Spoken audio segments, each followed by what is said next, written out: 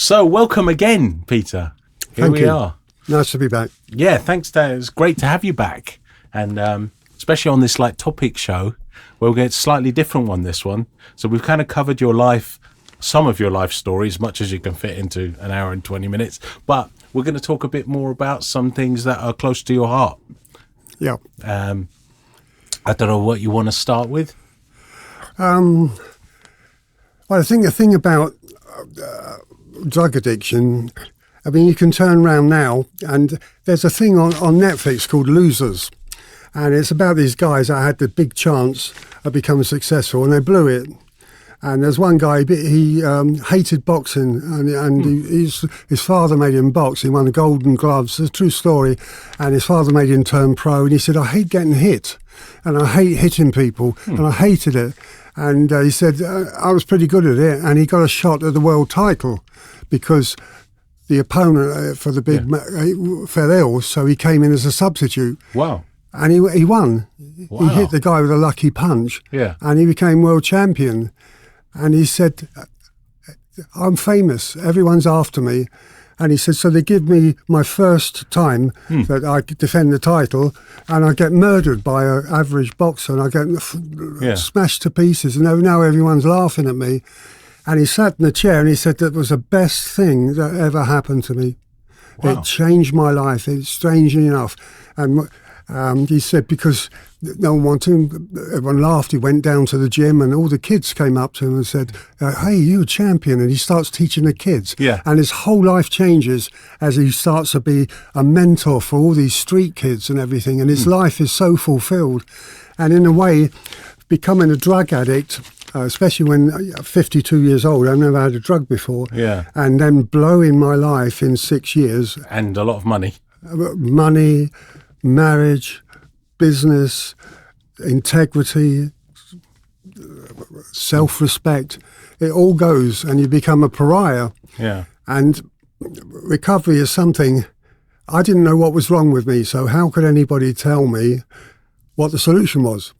And somehow you meet some people and each of us has been introduced to our fellowships by someone who's been in the same situation as we have. They've come in and they've introduced us. And I never thought about spirituality, not a thing. I just lived my life. I've tried to live it as a decent human being, but I'm finished. And I've done drugs for 6 years and all my principles have gone out the window and I'm ashamed and I'm disgusted with myself. Busted, disgusted, not to be trusted. And I don't know. How does that leave you feeling? Does that leave you feeling a guilt? Kind of like for damaging your life and your family's life, losing your millions and, Just shame, embarrassment, fragile, just being a nothing anymore. And, the people that would dine on my credit card and would come to my home in Hong Kong and eat my food and everything, suddenly they turn their backs on you because you're a pariah. And especially in Hong Kong, if you're an expatriate like me, who's quite well known in business, you've really blown it. And I remember talking to my wife one day, and she said, "You blew it. You blew it. Get out of my sight." And I'm dying. I'm just dying inside. Until one day you have this rock bottom, and you have these angels in your life. You don't know our angels don't have halos and they don't have wings. They have scars and moustaches and shaven heads, and that's the women I'm talking about. But then you come into this program, and the thing that doesn't matter who you are, where you were born, what your age is, what your socio-economical class is, or whatever you call it, you've all been to hell. Yeah. You've all blown your life. And only someone that's been to hell like me can understand what I've gone through. So I learned this new way of life that I've never, ever heard of before. I've never, ever thought of before. And so I've got to change. And I've got to come up with being honest. Is that difficult? After especially, years of abusing yourself as an addict and... Well, the honesty comes with the people that you meet in the fellowships. One guy phoned me. He'd never met me before in my life. He never heard of me, and this particular occasion, he heard about this guy in Hong Kong, 6,500 miles away, and someone said, "You might like to phone this guy. We hear he's in trouble." Yeah. And I pick up the phone in my office, loaded with cocaine, and a week, as we say. And this guy says to me, "Peter, are you all right? You don't know me. My name is Steve." And I said, "No, I don't know you, Steve." And he said, "How are you? Are you okay?" And I knew at that moment. That was. He knew where the pain you were in. He jumped in the hole because he'd been in the hole. Yeah. And he said, "I've been where you've been. And I found a way out, and I'd like to show you. I'd like you to come to England." Wow. And it was just, and I knew this guy understood. Yeah. And so I go there for me. I go and turn up, and I'm in deep shame and everything.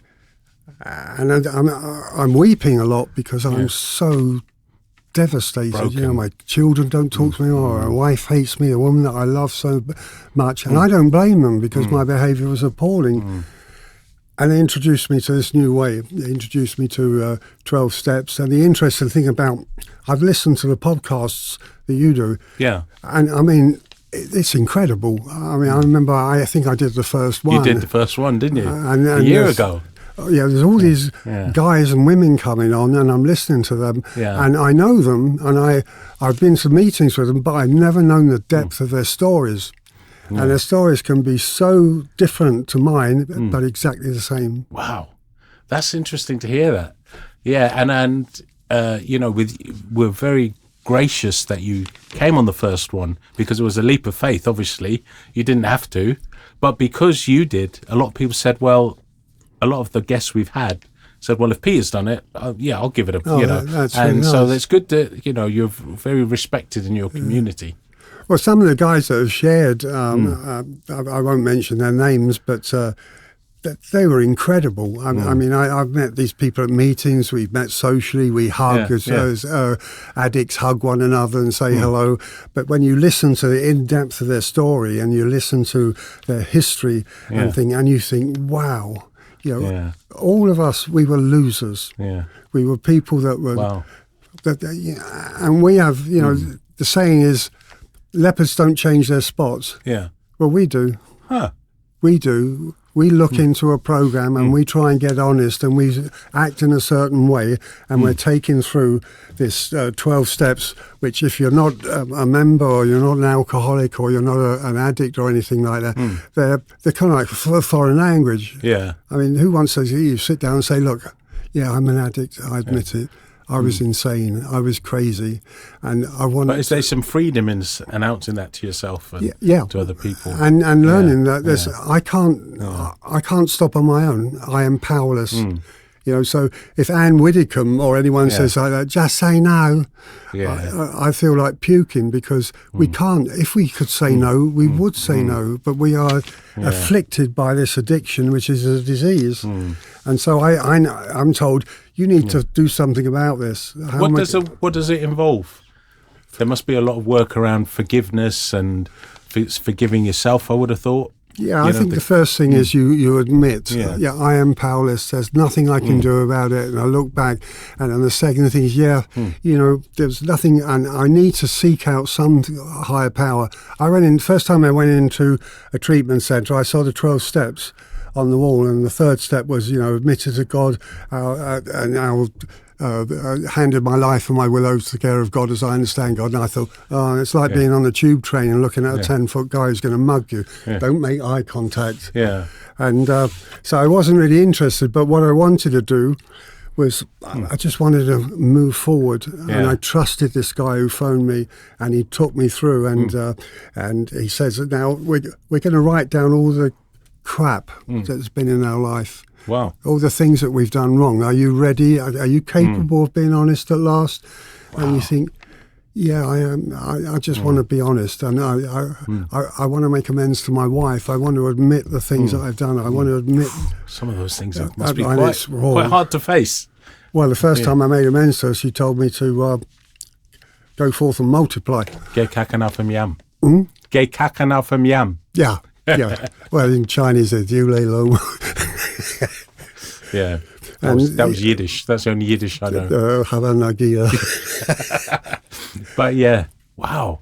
So that must take. You must have to really want it to do that I'm guessing, to admit all the things you've done and be honest about this and own it. That but that's part of the recovery process, I guess. Yeah, if you find yourself, most people say you have to hit rock bottom. It has to become so unbearable that I'm a guy that I would fly into Singapore, and I know the penalties of Singapore. Which is death by hanging if you have more than 15 grams of cocaine or Class A drug. Wow. And if I'm going for 5 days, I use 5 grams a day. I take in 25. 25 grams? Yeah. And an ounce? That powerless. Over an ounce? Wow. Well, just under an ounce, yeah. Jeez. No, actually, it was 15 grams you get executed for. 25 I would take in. Yeah. Jesus. And, I've been sitting in a room in Singapore at a posh hotel, and it's come on the news, and I'm cracking my boiled eggs, and it says that a young Chinese girl, 21 years old, has an 18-month-old baby, and she was sentenced to die because she was a mule. Wow. She was sentenced to die on the 21st of December. Yeah. And the British government who ran Hong Kong then said, how could you do this? Can't you show mercy? How can you possibly do it? So Singapore showed mercy, and they hung her on the 2nd of January. They let her spend Christmas with her kid. And my madness is, and you go to Indonesia, they catch you there, they'll shoot you. If that's not being powerless. So you were taking it cross countries, cross borders? Into Mao, taking it on planes. I'm a 52-year-old kid. I've never been in trouble with the law. Yeah. Wow. So my life is just disintegrated. Jeez. And there's nothing I seem to be able to do about it. Yeah, very reckless, isn't it? So it had to get so bad for me.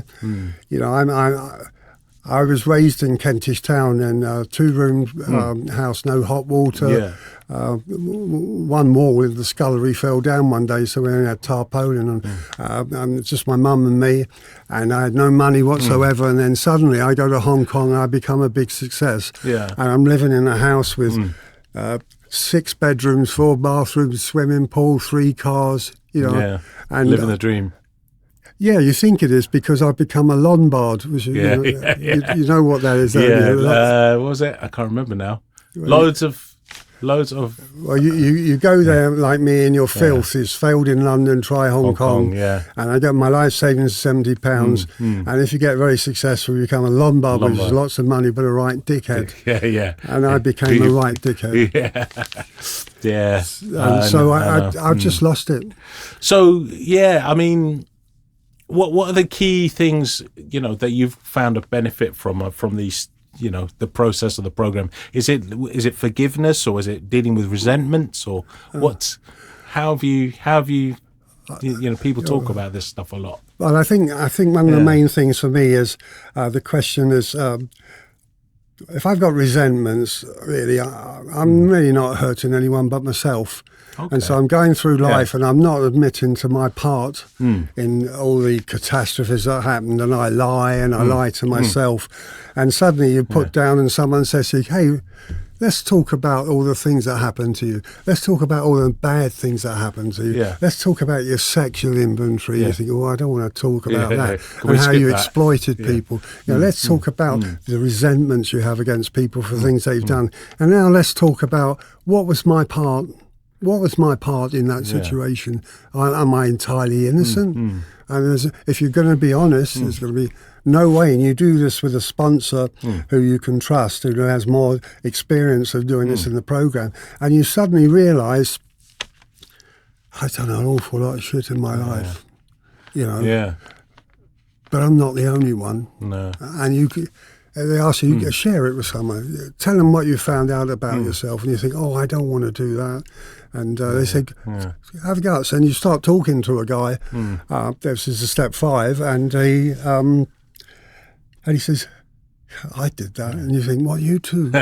Wow. And then you think the way to make a good friend is when someone says something to you and you say, you too. I thought I was the only one. Yeah, you did that. Yeah. And you started to think, okay, I'm not the only one that has done these things. I'm not the only one that has sinned. Yeah. Stop feeling sorry for yourself. Yeah. And what's my next step is, admit what you've done. Get yourself some form of power and say that power, help me get out of this. Yeah. Wow. And that happens. And when you go through that process, you can make a list of the things you've done that you're ashamed of, and you can make amends at the next step and do something about it. But the thing on forgiveness is I need to forgive myself and I need to forgive other people. So I was asked to do, I think I had about 15 years sobriety, and my sponsor is a Roman Catholic priest from America, and it's a strange priest. He's a recovered drug addict, a recovered alcoholic. Because this disease doesn't section people. Oh, we'll take the working class there. Only they have it. We are all prone to it. Airline pilots, people like me, who are businessmen, priests, people in the royal family. We are all prone to this disease. Jeez. And so I meet him, and I've done some wonderful work with him for my benefit, and we've done some work together. We go around to see, we go to different treatment centres or prisons, and we go and they tell our story, and we try to introduce, this happened to me. Yeah. If I can come out of it, maybe you can. And so he said to me one day, we're in Ashford in Kent, and he's doing a workshop, and it's on a Sunday. On the Sunday, it's closing. About 2:00, it closes down. So you have a speaker who's the closing speaker, and you had a workshop this time with the priest. And normally, the speaker would get about 800 people, and the workshop would get about 70. And so Father John said to me, they were having a workshop. A girl called Catherine from Scotland. It's on forgiveness, and she's going to speak, and you're going to be the third speaker. And I said, no way. And he said, why? And I said, I don't know anything about forgiveness. I'm not prepared to talk about it. I'm working my program. I'm doing the best that I can. Why should I have to go through all that? And he said, well, it doesn't really matter what you say because you're going to do it. Wow. So I thought, and he said, you're going to do it, Peter. I'm telling you, you're going to. And so I turn up, and there's 70 people with a speaker, and 800 people for the workshop. And I sit there and I think, oh, God. And he does his bit for half an hour, and then this Scottish woman, she does this great share. And he then says, I'm the last to come on, he says, Peter. And he gives me a microphone, and I stand up, and I haven't got a clue what I'm going to say. I just don't know what I'm going to say. And I just look at these people, they look at me. And I don't know where it came from, but I just said, what do you do about a man who weighed 290 pounds and he'd beat the shit out of your mother who weighed 105 pounds? How do you forgive it? What do you do about a man that is a bigamist, he's got two families? What do you do about a man who's a crook when you're 14 years old? He's in Pentonville prison. He won't admit anything. If my mother dares to smoke and disobey him, he beats her. And he's just a nightmare. How do you forgive him? Don't tell me, Father John, or anyone else, that I should find forgiveness. And then I just stopped. And then I suddenly said, when I was a young man, we were homeless when I was 15, and we had nowhere to go, and we ended up in Kentish Town. And my mother, he left my mother on the day her father died. And she never saw him again. Gosh, that's harsh, isn't it? And then we lost our house. I had to be in the house to let the bailiffs in, and then I had to go and live with an aunt. So, how do you forgive that? How could... And then I realised what sustained me when I was a young man was football. I love football, and I love music. And I love Elvis, Schumann, Schubert, Buddy Holly. I like it, and I studied music, and I had this deep love of music, and it sends me. And I love literature. Where did I get that from? My father. So as much as I want to say that he gave nothing, he was just destructive, he actually gave me four of the most beautiful gifts that I have. Wow, that's an interesting way to look at it. Yeah, and you say, and you suddenly think, he was what he was. You know, he was raised, one of 13 people raised in Stoke Newington. Not only did he have no hot water, but the water came in the yard. Yeah, where there was, so you just, and then you start suddenly think. So your life was probably luxurious compared to his previous life. Yeah, and I need to take that into account, you know, and so I suddenly. It's the first time this realisation came to me. Is that don't play the victim. You had some of the most beautiful gifts. Might have been passed on through the genes, but nevertheless, it was his genes that introduced me and my genes to love of music, which gives me such profound pleasure, to football, which made me feel like a success at certain times when everything was going wrong. I go on a football field and I'd express myself, and I sometimes I could be man of the match, and all these gifts came from him. Do you think your sportsmanship came from him? I've no idea, because he was a thief. But was he a sporty guy, or because you got your football, or was he a fan? No, he didn't have the ability for football. He had the love of it. He used to, unfortunately, he used to support Tottenham Hotspurs, and it's another resentment. But this love of football, and he took me to football matches, and I would go and see a football match at the age of 3 or 4. And from there, I developed the love of it. And eventually ended up playing professional football. People don't realise you've played in an FA Cup. People don't realise you've been a professional cricketer. I mean, how do you fit all of this into one lifetime? And you've been a drug addict for 10 years, or were? Well, about 7 years, my drug addiction. It's just... I've got a lot of energy in those days. You know, I had lots of things. But the thing that I was very pleased to realise that I've never felt a victim, or I've never felt sorry for myself, so that when I had to leave school and I took my O-levels, and I was going to be the first in the family that was going to go and take A-levels and go on to university. But suddenly, I've no home, I've no father, my mum's having to go to work. I have to go to work to earn £6 a week to help pay for the new home, the rent that we're going to get. And to me, it was just, that's the way it goes. Wow. And I had all these jobs, and I got sacked because I had no parental supervision. You know, I was an idiot. I was, you know, I got sacked for my first job for calling calling the branch manager a clown, and I didn't mean it to be offensive. I just thought it was funny, but he didn't. It's not hardly these days. It's hardly offensive, is it? But it was a different time. Yeah, it was. I mean, I had 7 jobs before I was 25 years old, but I was never a day out of work. No, you know, no, you're a grafter. And your mentality, that's probably why you've been successful twice. You know, the first time and then the second time. You actually made money out of Take That, didn't you? People don't know. Take That, I love them. I hate their music, but I love the money. They made a fortune from Take That. What an accolade.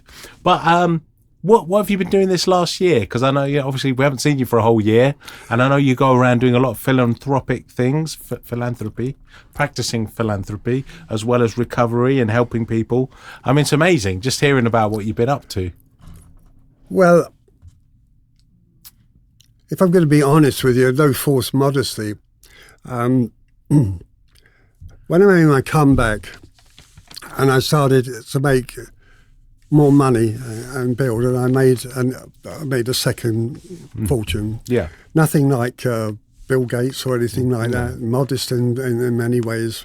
I was with my bank manager, and I have a very nice guy bank, a big, tall Indian guy, and he was philanthropic. For a bank manager, he was a unique. Wow. He had a heart. That's unusual. With bank managers usually, give you an umbrella when you don't need it, and when it rains they take the umbrella away. But he told me about this guy. I was having a meeting with him, and there was a guy in Hong Kong, a Chinese guy called Aluwalawa. I think he was Chinese or Indian. Was one of the richest men in the world, wasn't he, at one time? He was one of the richest men in Hong Kong. Oh, in Hong Kong, And he died. And at his funeral, at his goodbye, there were 2,000 people were hanging outside where the ceremony was, and no one knew who they were. And they were just ordinary people, they weren't family. And so they sent someone outside and they said to him, who are you? And they said, Mr. Aluwala helped me when I had no home, when I came in over the border, when I was an illegal immigrant. He'd helped all of them. He'd either put roofs over their head or he'd given them food, and he'd never said or boasted about it in any way. It was really wonderful. And I said stupidly to my bank manager, I'd love to do that. I'd like to die broke. Jeez.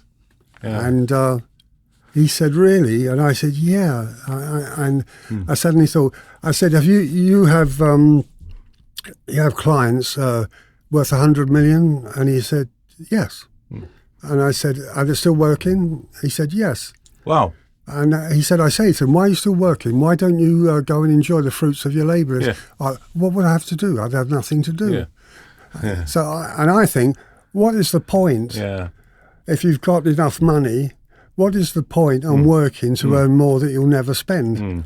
You know, because quite often you haven't got a will, so you might have £10 million, it's in the bank, you die, the bank can't use it because they've got no instructions, you can't use it because you're dead, so it gathers dust. It just sits there, And so it's not really that big a deal, and it's not really that philanthropic. If you decide, as I wanted to decide, I'm not going to compromise my standard of living. I fly club class or first, and it's not a boast. I have 2 flats which overlook the sea, and I love them very much. I love where I live. I'm a Marks and Spencer's kid. If I want to buy 3 suits of Marks and Spencer's, I can buy them. I can go to any restaurant, and unlike the old days, I don't have to look at the prices. And it must feel great. It must feel good to have that success in your life. But what else do you need? Why do I need any money over and above that? That's true. And so it really is that I am not going to in any way cheat myself. I'm not going to. I'm not the good Samaritan. You know, I'm not the guy that gives his last penny away, the widow's mite and that type of thing. I'm not. I don't have that goodness, but I do have. I am sensible enough to know that if I've got a certain amount of money, a certain amount of millions, and my life is going to cost me this over the next few years, I'm going to spend this, the balance, what the hell? It's all excess. Well, you can do good with it, right? Yeah, well, that's what we did. And so I met this woman in America. Is that Laurie Burns? Laurie, yeah. And she was an ex-New York prostitute, and she was running a home for trafficked girls, and girls she took off the streets, and she gave this share, and I was blown away with it, and so I went and met her, and I said I would like for one of her girls she wants to go to college. And she wanted to get a degree, and she was a girl that, you know, has been scraped off the tarmac, basically. And I said, her name was Chelsea, and I said, could I pay for her tuition? And she said, yeah, why? And I said, why not? She said, but the people that come to me, and they say, show me all your accounts, show me everything, how you run it, because I want to make sure I'm giving it to the right people. What I said to Laurie was, because if I'm going to work with anyone on donations, so I have to have an emotional connection. So why I work with the Arsenal is I have an emotional connection. Why I work with people up in the north at Newcastle, I have an emotional connection. And so I just had this emotional connection with her. And I said, no, you don't need to give me accounts or anything like that. Do you trust it? Okay. Trust her, what's the point? I mean, you're going to get stung maybe sometimes. You're going to make bad judgments, but I'm not going to spend 10,000 legal fees and accounting fees to find out if she is going to screw me anyway. And so we opened a thing called the Teen Project, and I go and see her every now and then. And then one day I was talking to her in Montreal, and we were at a convention, and the whole lobby was empty. And I thought to myself, what is the point of me waiting till I die? Yeah. Leaving all the will and everything, and I'll never ever be able to participate or watch what happens. Yeah. And so I said to her, I'm going to leave your stuff in my will, Laurie. And she said, oh, that's great. And then I just looked at her. I said, give me 10 minutes, will you? I said, I've got to go and think. And I went to another part of the lobby and I sat down for 10 minutes. And my mind said to me, I can't swear on this, can I? You can say whatever you want. Say, what the fuck are you doing? You know, you're going to wait till you die. There's people out there now that need this help. Yeah. And why can't you at least participate in it? See the joy and see it, yeah. The progress. And so I went back and I told her I'd give her a certain sum. And she just burst into tears. Wow. And I said, for Christ's sake, don't cry. You're going to make me cry now in English. And so I said, it mustn't go on overhead. It must go on a project. And we must work something out. And it's the way, I suppose, God works. 3 weeks later, she phoned me. And there's a place called Boys Town in America. It's in Orange County. Yeah. There was a movie on it with Spencer Tracy, Father Hannigan. Okay. There's all these lost kids go there. Wow. And it was a true thing. And it went up. Yeah. Part of it went up for auction. Wow. And so this guy phoned Laurie and said, look, this is coming up for auction, but you're going to need this money. And there are a lot of people that can put it a bigger than yours, but we want to give it to you. But we want $1 million. Yeah. Yeah. And she said, I can't do that. And then she thought, yes, I can. Wow. So she phoned me up and said, what if we do this with it? I said, go for it. Yeah. Go for it. Love that. And so we opened this thing up and it was just, we named it after my mother. Yeah. Vera's Sanctuary. Vera's Sanctuary. Yeah, I love that. And it's the most wonderful thing. And no drug or no experience in life ever gave me the thrill and the feeling that when you do something like this for somebody else and I'm talking about it now and I feel kind of a bit uncomfortable because I don't normally talk about it. I know, Peter. You're so humble. I've dragged it out of you. Not today. There was a guy called Michael Parkinson. Yeah. Great interviewer. I remember watching him and he was interviewing a guy called Jacob Bronowski. Jacob Bronowski was one of the first guys to go into Auschwitz. Oh, wow. And he was a great humanitarian. He did the first filming in Auschwitz after the war and everything like that. And Michael Parkinson was speaking to him. And Michael Parkinson was, I've never seen him as moved as he was speaking to this guy. And he was asking the guy about things, and the guy was talking to him about philosophy. And I was moved as well. And, it was good. And then at the end, Michael Parkinson said, Jacob, do you think people should listen to you? Yeah. And he stopped and he said, yes, people should listen to me. And should people listen to me? And should people listen to those on your podcast? I give the same answer Bronowski gave. You know, Tim and Elaine and all those people that came on. Should people listen? Yes, they should. Because you don't have to believe a word we say. You don't have to like a word we say. But you've got to be pleased that there are people like us that can think the way we do and want to help in the way, in our minds and our hearts all at the same time. Yeah. And so it's just worth, and recovery has brought me that, and recovery brought Laurie Burns that, and all these people that we have in our fellowship.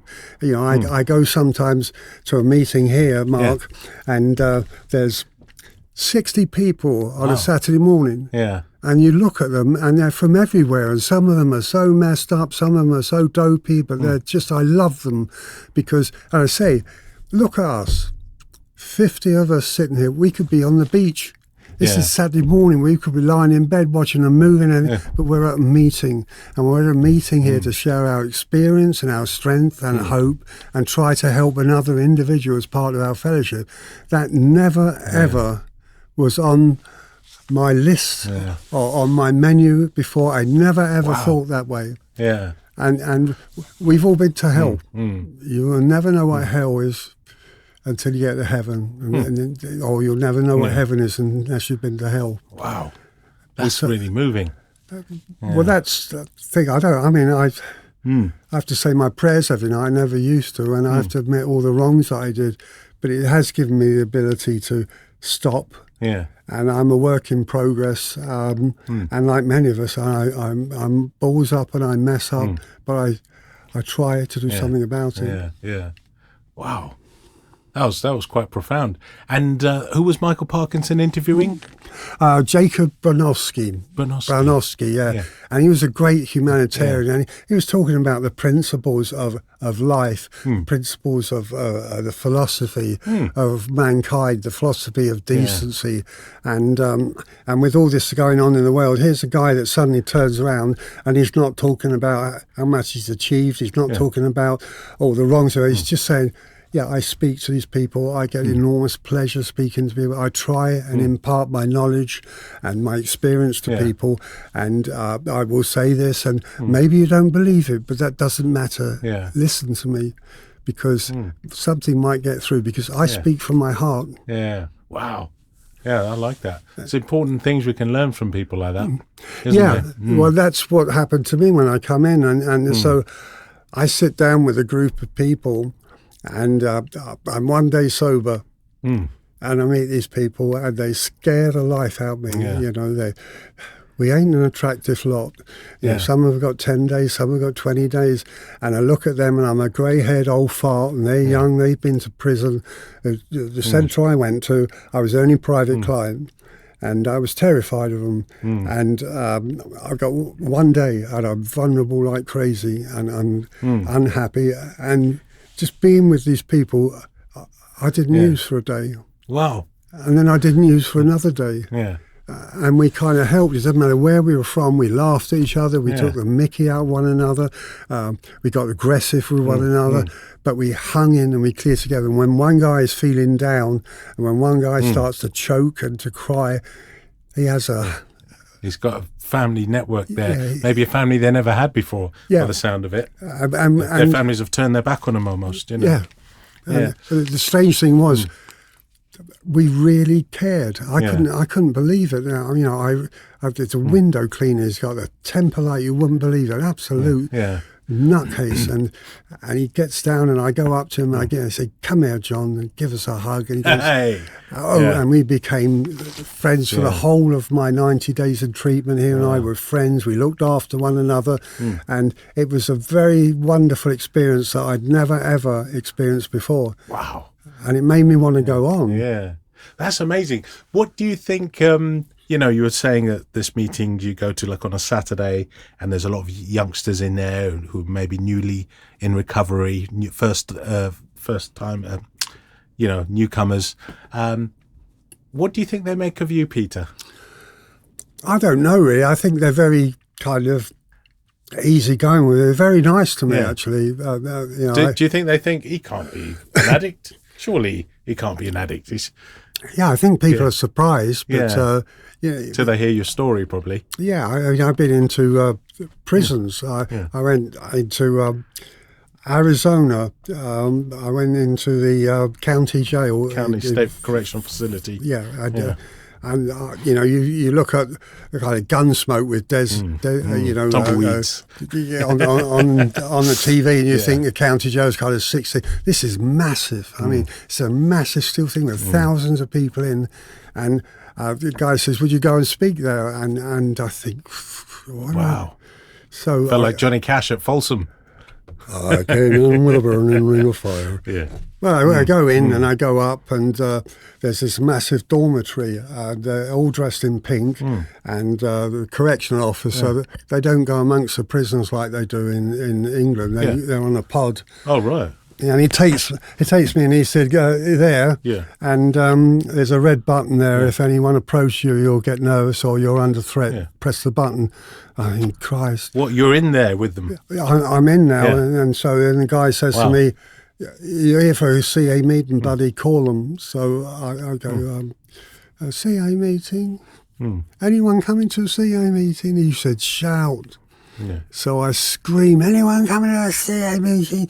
And they all look up, and about there's 10 of these guys kind of look like that, and they look at me, and I'm a freak. Yeah, they're like, "Where did you come from?" Yeah. And Now they think I look like the man from the Back to the Future. Great Scott! Yeah. So they come in and one guy lies on the floor in contempt. Another guy is folding a piece of cardboard, glaring at me. Another guy sits where you are, opens a book and starts doodling. And the others just kind of look at me. And I think it's a bit like, you know, when I did the forgiveness thing. I said, what am I going to say?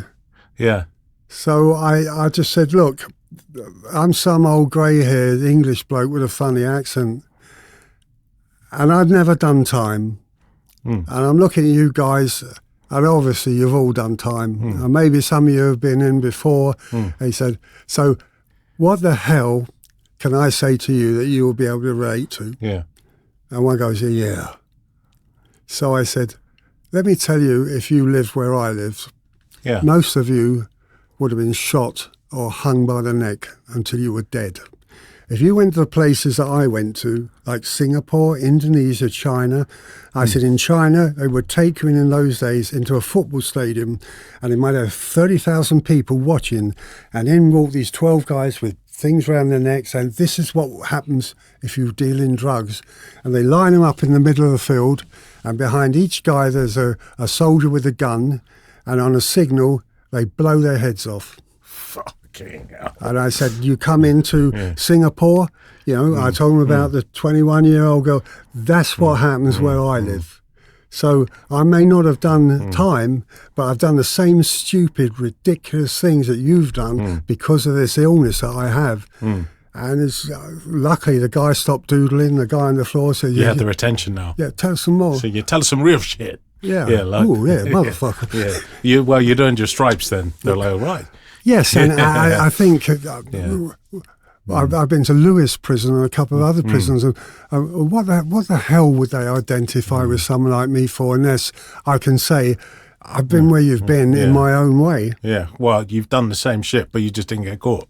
Yeah, luckily. I mean, where do you think of it? Do you shudder sometimes? Do you think of the chances you took? Well, that's ridiculous. There's an old joke once. I was on this flight on Virgin. I was upstairs in club class, or they call it upper class. I'm going to New York. Yeah. And I'm in the toilet, and I'm hitting the cocaine. And the captain's voice comes over and he says, good afternoon, ladies and gentlemen. We are entering American airspace now. Please, if you've got any dairy product or any agricultural product, any meat product, please give it to flight attendants. You're not allowed to take it in. And then he said as a joke, which didn't strike me as very funny, if you've got anything else on you that's dodgy, put it down the toilet. Yeah. And I thought, because in my inebriated state, I thought, shit, he's got a camera. So I'm thinking, they got dogs there. Are they trying to warn me? They're trying to warn me, you were thinking? They must be warning me. I look at the cocaine, and cocaine almost spoke to me. It said, you didn't put me down the toilet. And I said, you're dead right there. And I suck it down the back of my pants. It's crack, in the crack of my arse. And I took the risk to go through. And that's high stakes. That's madness, high stakes. That's not a 5-year stretch or a 10-year stretch. You're looking at losing your neck. Gang rape, the whole lot. Jeez. And so someone says to me, when you start, before you take drugs, your brain's that big. Yeah. And by the time you finish taking drugs, your brain's that big. Yeah. And if you go in an American penitentiary for 20 years, when you go in, your arsehole's that big. And when it comes, it's that big. Sorry. And it was all these kinds of adventures and things that happened have profoundly affected me. I think for the good. Yeah. I just want to do the best I can, and I want to enjoy the fruits of when you do something. There's a guy on a plane once, and he was in economy, and this is kind of an attitude, and I'm in club class. Yeah. And he barges his way through and comes to our toilet. Yeah. The club class toilet. Yeah, yeah. And I kind of look at him and I think, excuse me, I paid for... a lot of money too. Yeah, and he just looked at me and he said, can you help me out? Can you let me go? I need to go. So I said, okay. So I let him go in the toilet first, and he's there for 10 minutes. I'm nearly wetting myself. Oh, shit. And then he comes out and he can't get out the toilet. Oh, jeez. So I reach into the toilet and I help him out. Yeah. And he said to me, I got Parkinson's. Oh, bless him. And I thought, I said, do you want me to take you to your seat? And he said, yes, would you? And I took him to his seat, and that gave me more great feelings than any drug had ever given me. I'd done the right thing, and it came naturally. Yeah. And maybe in the old days it wouldn't have. So the benefits that I'm getting... You're actually becoming a decent human. Well, you are a decent human now. Yeah, I think it's we change our spots, and we don't realise sometimes that you just forget. When you're earning money, you're dropping money around and everything, and you're shooting your big fat mouth off, and you've lost your way. Yeah, and I lost my way. Wow, but now you found it. Yeah, I hope so. Yeah. I'm 82 now, and I'm probably had the most thrilling 20 years of my life since I've been sober. Jeez, that's amazing. Yeah, my life has been thrilling, and to meet people and to travel the world. Yeah, from one corner to the other. I mean, you've been to random places, Vietnam, Cambodia, and even the other side, America, Canada, all everywhere. Well, I was a guy that used to, when I worked in one job, I used to go down to the export department and I'd see a globe, a huge globe of the world, and I used to look at the globe and think, I'm never going there, and I'm never going there, and I'm never going there. I've never thought anything. I was told, if you get semi-detached in Edgware or suburbs or something like that, or Brighton or something, and you have 2 kids and a car and a nice dog, consider yourself lucky. And that's all I ever dreamt of having. And I never was going to get that, because when I was 29 years old and went to Hong Kong, I had £70 in the bank. And I used to wash my kids in a kitchen sink. And so I never ever dreamed of these things. And what happens when I get them? Well, you had some happy years before the drugs got pretty heavy, didn't you? Wasn't there a period of time in Asia when you were playing professional football, working, making your first fortune, when it was all right? Some of it was very thrilling. And you're negotiating with people, and you find you have the words to say that need to be said. Because I never had a formula. People say, "Well, how did you do business?" I never had a formula. I just reacted and thought on your feet, kind of. A guy would say to me, he'd say, "That's too expensive," and I always say, "Why?" And he said, "Because I could get it cheaper." And you say, "Well, go get it cheaper." What are you doing here? And he said, "Well, I want to buy it through you." And you say, "But your price is too much." I say, "Look, you either buy it from me at my price and stop messing around and lying, or we don't do business." And simple. I did this thing on Take That, and I expected to do 20,000 pieces. And I earn £1 a piece, okay, and my business has just started, and you think, with a bit of luck I could make £20,000 here, because I made Michael Jackson dolls, disaster. I made ABBA dolls, the biggest load of crap you could ever see. I think the North Sea went up 2 inches when we threw them in. And I made Brooke Shield dolls, they're all disasters. And this guy comes and tells me about this group I've never heard of. And he gives me some sculptings, and so I had £1, and I think 20. He owed us 290,000 pieces in the first 9 months. Wow. And that's thrilling. That is really thrilling. And then you start to get a reputation that you will deliver product, that you're a reasonably honest guy, because Hong Kong is a place where a lot of that goes on. Well, and there's a lot of scamming, especially in the big money fields, isn't there? And that's why I'm guessing they feel comfortable dealing with a Westerner or a Brit in Hong Kong who's got the connections local. And if you say, "I can do it," then okay, you can do it. Whereas if a Chinese local guy says it, they're like, well, I would deal with the Chinese guy, but the Brits were the worst to deal with in some ways, actually, because they never trusted anyone, and you could never rely on what they were telling you. So Yeah, the main thing I had to do is I had to deliver, and I had to deliver quality products. And I arranged my company to be very different to most agents. And my company had a professional tool-making facility.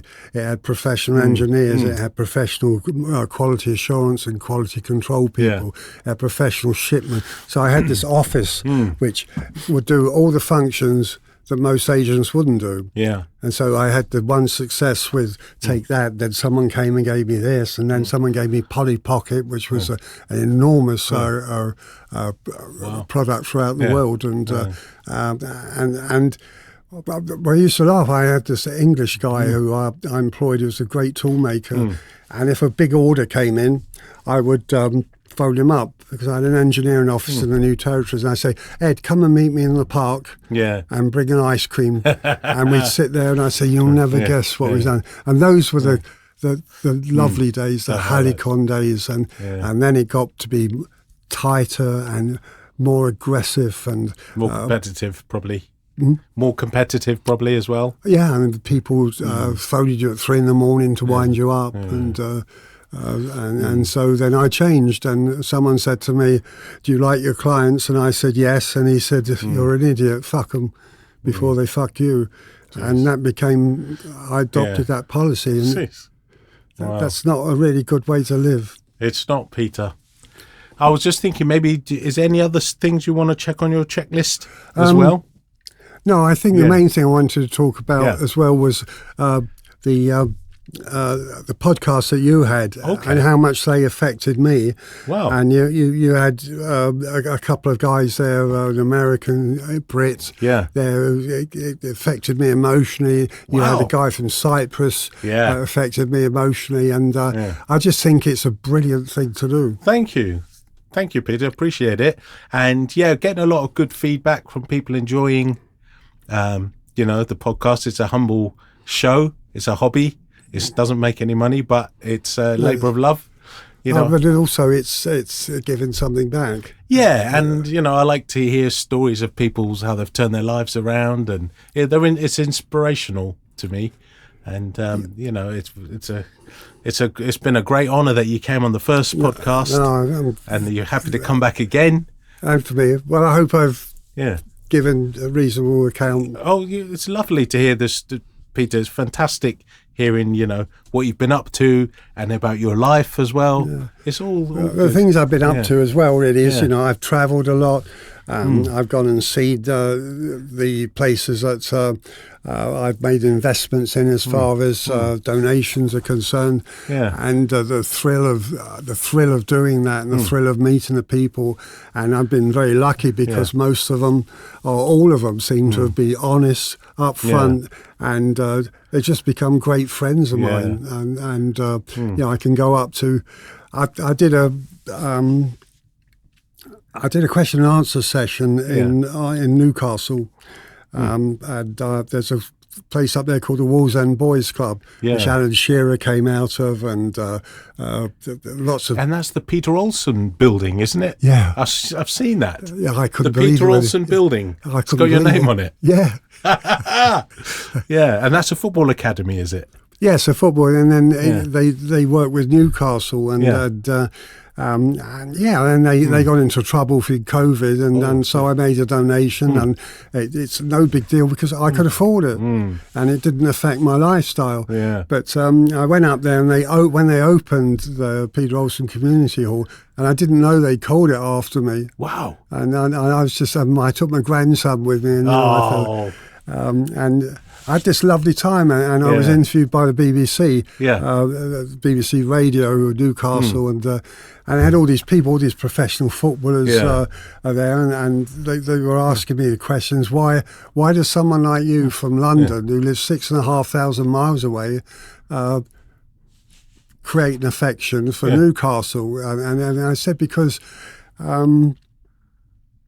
I've done something I bet nobody else in this room has ever done. And they said, what's that? And I said, I went and I saw Newcastle win the FA Cup in 1955. Wow. And you haven't won any silver since then. Yeah. And I was there. I said, anyone else? And they all started laughing. And wow.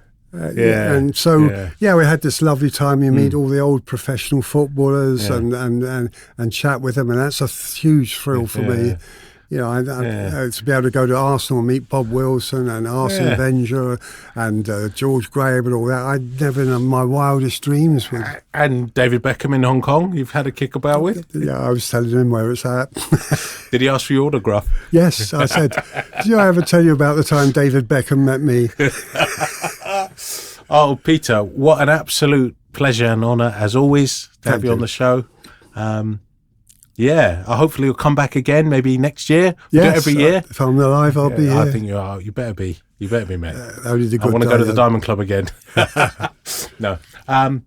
Cheers, mate. Thank you. Thank you.